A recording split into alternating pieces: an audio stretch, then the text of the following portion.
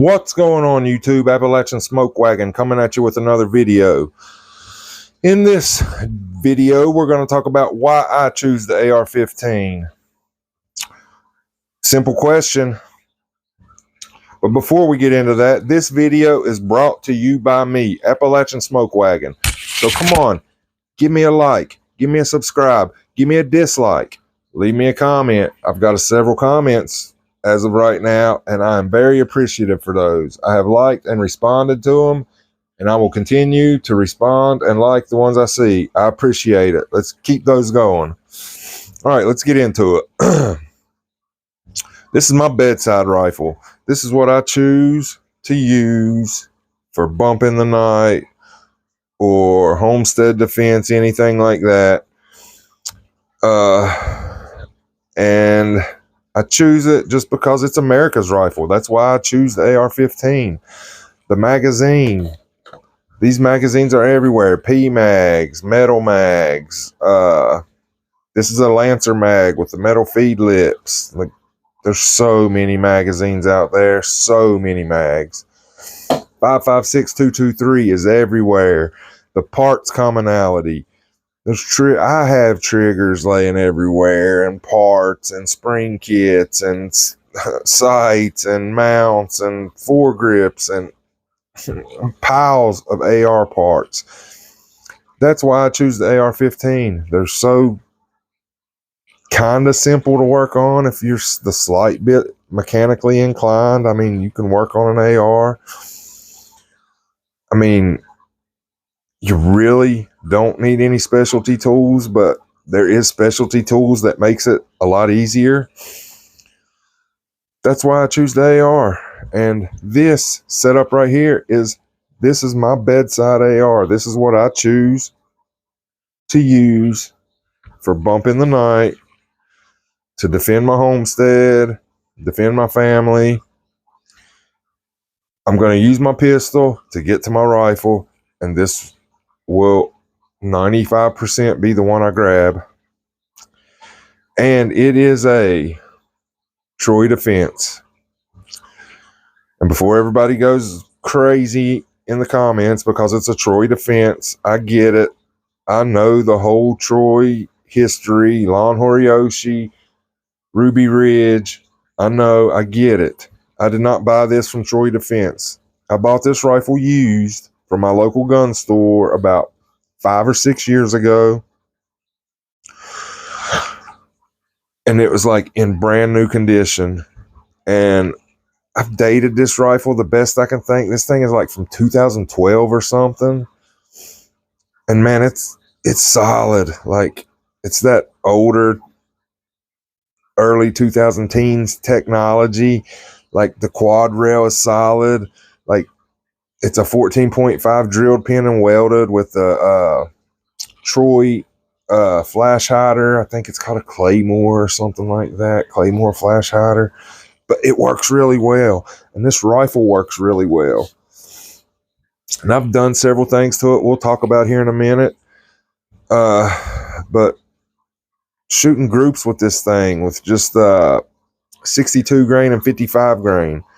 Like, I've shot inch groups at 100 with this thing, a few here and there. But I consistently get 1.5 to 2 inch groups with no specialty ammo out of this gun.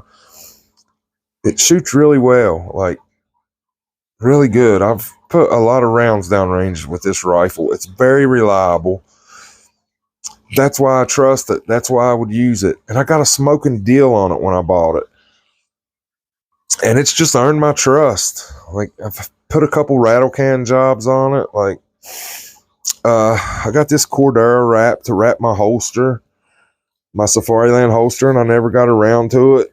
And my rattle can job was wearing off this, and I was like, let's try that tiger stripe on there and see what it does. So I cut up the first piece for this EOTech, and then I kind of went overboard with it, but it is what it is. I kind of like it. It gives it a nice little woodsy camo. So let's talk about the upgrades I've done. We will talk about it's it came with the Troy sights. These are the Troy battle sights, I think. And these sights aren't cheap. I've seen a lot of YouTubers talk about Troy sights, and they're good sights, flip up sights, really accurate sights. They're zeroed. They co-witness through the EOTech. Then the EOTech is the XPS2-0 gray, and it's gray. And that's why I initially chose to wrap it, because the gray kind of just didn't go well with the rattle can. So I wrapped it, and then I cut some more of the sticky Cordura wrap and did the buttstock and the handguard pieces, and it is what it is. Maybe I went a little overboard, maybe not. I like it. All right, after the sights, we got a Radian safety with the 45-degree throat. You can see this rifle is absolutely clear. No mag.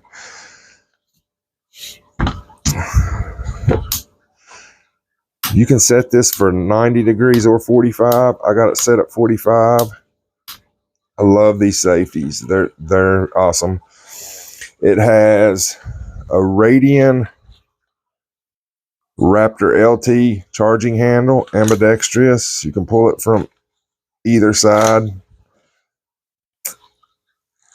It has the BCM, not hand stop, but grip. It has, I have put a VTAC Viking Tactic sling. These slings are my favorite. It's got the padded shoulder pad. They're real easy to manipulate, to tighten up and to loosen, swim in and out of.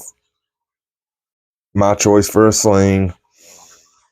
There's some other companies out there that I like their slings. Like I've got some Magpul slings and some other slings, but I really like this sling. And this one's pretty new. I've probably had it to the range 10 times. I really like the VTAC sling. What else do we got? It's got the Troy grip, the Troy buttstock. I think it's called the Battle Axe buttstock. It's got a lot of space in here to store some extra batteries or a bolt, extra bolt, whatever you want to store in your buttstock. What else? The Geisley trigger. Yeah, you guys see that? The G on it. There it is. I think it's the Geisley SSAE Super Semi-Auto, I think is the nomenclature for that trigger. This trigger is amazing. I will show you.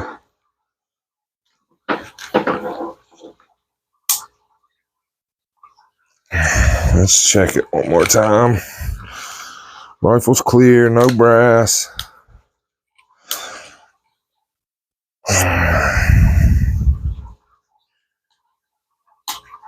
Got your take up. It's a 2-stage trigger. That trigger is butter. Then you got your reset. Boom. That trigger is so nice. Geisley SSAE. Awesome trigger. Then we got the Magpul bad lever. I could take that or leave it. My other rifles don't have this, so I don't really use it. I'm probably going to get rid of this because I don't try to train to it. I like to be able to pick up a rifle without one and not have that muscle memory to go for the bad lever.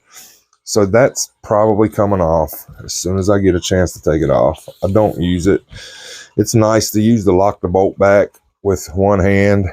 It makes your lower kind of ambi, or not ambi, but you're able to lock your bolt back with without taking your hand off the grip or whatever.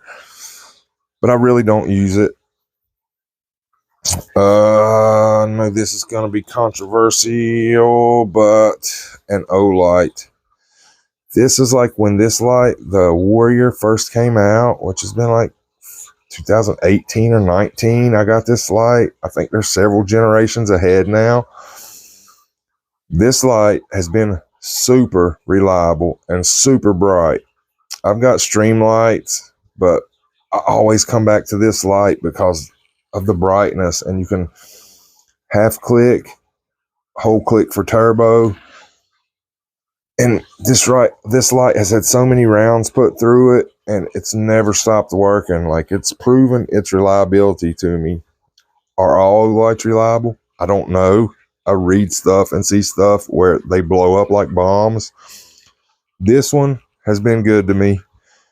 That's why it's on this rifle.